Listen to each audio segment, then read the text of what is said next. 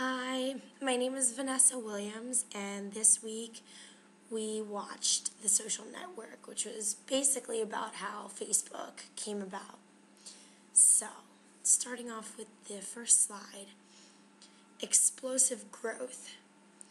In Maxwell's book, he goes into the law of explosive growth, and there's a quote in there which I thought was really, really cool. It was, if you want to maximize your leadership and help your organization reach its potential, you need to develop your leaders. And basically, to me, what I took out of that quote was that in order to expand, you constantly have to be on your feet, constantly thinking of new ideas and everything, but it's not all just about you. It's not all about one person. To really expand and grow rapidly takes a bunch of people. It takes a team. And in order for that idea to take off and to grow, you need to develop each leader under yourself as just as good of a leader as you are, if not better leaders. Because in an organization, you're going to automatically have followers if you are a good leader, but you also do need leaders underneath you or whatever position you're in that are going to help to keep the ball moving and keep the ideas generating and flowing. And through developing leaders and giving them the skills that they need to kind of take off with the company, it's only going to make anything you do in life that much better. So it is definitely important to develop leaders. And I think in this movie, Mark Zuckerberg, he starts off as a kid in school. He has a good idea of putting something up on the internet, a little game up on the internet, and it takes off, turns into the idea of Facebook. Now, in his position, it expands so rapidly that he, instead of just making it him, he decides to venture out and ask Eduardo to help him out, and he eventually talks to Sean and gets Sean to help him out. And through that, he needs to develop that idea amongst those people so that way it'll spread. He can't all just do it by himself. Moving on to the next slide. Inspire and coach. Now, I read the chapter about inspiration, and I really, really like that chapter a lot. But one thing that they said was inspiring others includes caring about them, their interests, their successes, and where they fit into the organization. When you join an organization, you want to have that feeling of belonging, and you want to have that feeling that you're going to be taken care of. So that way, in turn, you help take care of the organization or the company or whatever you're involved in. So I think inspiration is huge when it comes to leadership, because if you don't build people up, build up those followers that are underneath you, they're not going to want to do anything for you.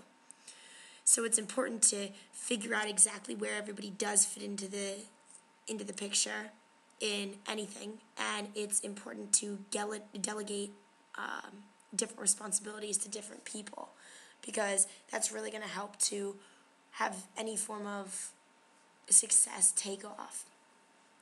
And as far as coaching goes, that's basically the same thing as what we said in the last slide. You need to coach. You need to really develop everybody who's underneath you. And it was cool to see how Sean Parker demonstrates the inspiration, because they meet in the movie, and he's building this entire idea up in Mark's head basically to be a billion-dollar company, which it ends up being. But what's cool is that Sean gives that inspiration, and he sees where they can improve, and he looks at their success so far and just drives it home. He finds out exactly how they're going to fit into that into that idea, and he really kind of paves the way for them to show them how they can be successful, and I think you really need to do that. So it was pretty cool. And also, the only other thing I can say about him, though, is his coaching. He's a very strong, dominant personality, but he ends up becoming so pushy that Eduardo ends up out of the picture at the very end of the movie due to partially like Sean's fault, because Sean really gets into Mark's head saying, you know, Eduardo's not doing this, Eduardo's not doing that, he shouldn't be on this, he shouldn't be on that. So you can coach to a certain degree, but in his position, I don't think he was coaching properly. Moving on to the next slide, power and influence. There were a bunch of different definitions, but the one I took out was coercive power, which is when a person has the ability to influence others through the ability to punish those who do not fall in line. And there's different ways, like growing up, your parents can punish you, or they can simply just sit you down and talk to you when you do something wrong. Well, in this case, I think this power was definitely something that was shown in this movie, because Mark Zuckerberg is not the type of person that's all peachy, happy-go-lucky, let's make everybody happy. He is more the type of person that he wants what he wants, he knows how to get the idea off the ground, and he's going to do it. And it doesn't really matter who he's going to bring down to get that.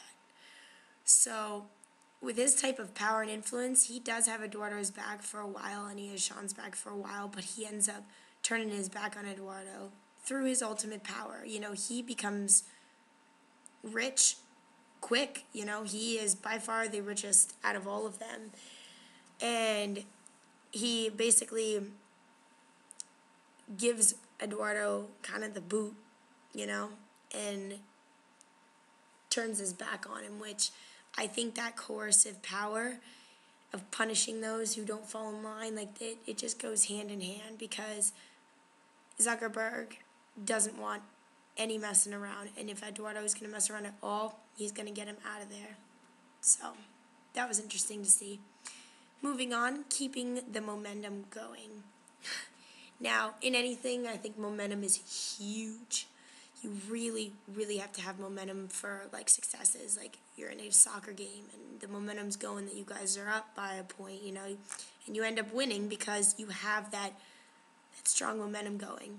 Well, in Zuckerberg's case, when he first initiates that idea of the social network on the internet, and over 22,000 people view it and like it, it just starts the momentum, you know, and it keeps going. He starts to reach out to a bunch of different universities, Stanford and stuff like that, and he's really trying to get Facebook to be known. And I think when you start with momentum, you just keep going and keep building. It goes back again to the explosive growth. It just keeps building and building.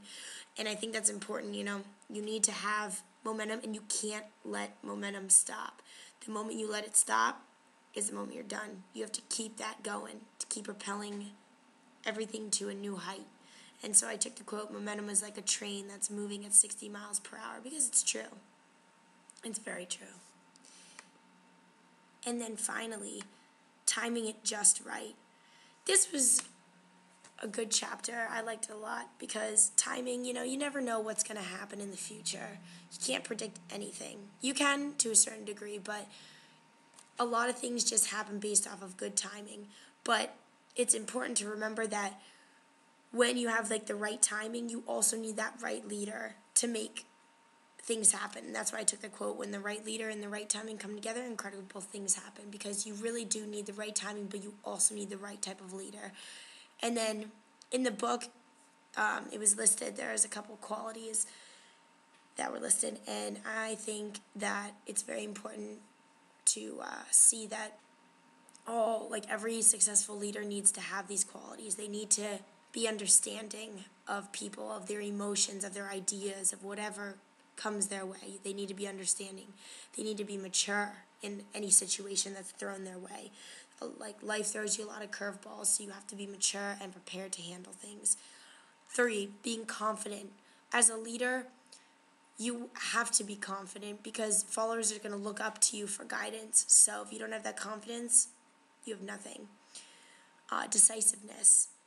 Again, that goes back to followers looking up to you. You know, if you don't know what you want and how the company or whatever your idea is going to go, how is anybody going to give you trust and have faith in you to make good decisions? Experience. That definitely is a big one. You need to have experience just in life, experience talking to people, getting to know people, just knowing things about things about things. So I think that's huge. Every leader needs to have some experience, but you need to start somewhere. Intuition, following your gut, If you have a bad feeling about something, don't do it. You have to be intuitive, and you have to see ahead, and you have to look deeper into things, because that's how these savvy leaders become huge and successful, They're actually intuitive, they're paying attention. And finally, preparation, which I said before, you need to always be prepared for whatever's thrown your way. So I think in this movie, Zuckerberg, he definitely displays the confidence, and he's very decisive in what he wants. As far as understanding goes, he's not as understanding with people, which, as you can see in the end, he ultimately does become successful, but other people are brought down at the same time. So it's interesting to see how, if he was more understanding, he wouldn't have been sued, perhaps, he wouldn't have had to go through all of that. There's things like that where you can see, Zuckerberg is a good leader, but not so much a personable one. And then, as for Sean Parker, he's over there, he is more the sociable person. He gets himself out there, but he also is out for his own intentions too. So it's just interesting to see how all the different leadership qualities blend together. Thanks for listening to my video. I hope you enjoyed it, and I'll talk to you guys next week.